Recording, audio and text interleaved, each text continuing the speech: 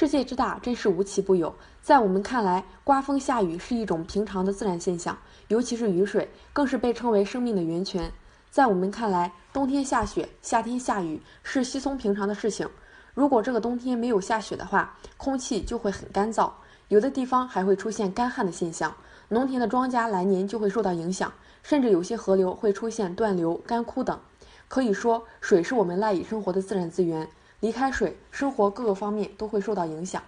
然而，在世界上竟然有这么一个不下雨的城市。据记载，这座城市已经有600多年没有下过雨了，而且这个城市的房子是没有房顶的。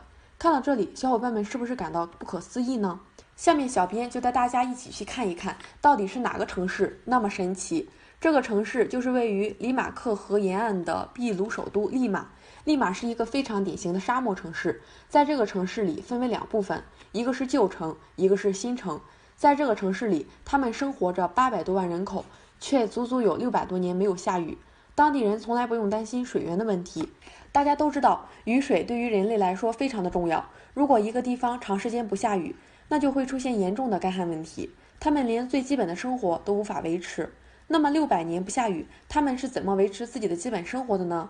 其实这个国家并不是真的没有下雨，只是这个国家的降水量少之又少，每年仅仅只有15毫米左右。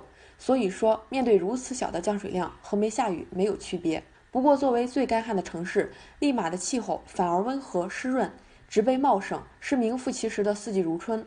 而之所以这个国家从来不下雨，是由于这个国家的地理位置的原因。利马的西边是世界著名的寒流秘鲁寒流，东面也有全国最大的安第斯山脉，因此几乎形成不了水蒸气。形成的话，水蒸气也很难达到利马。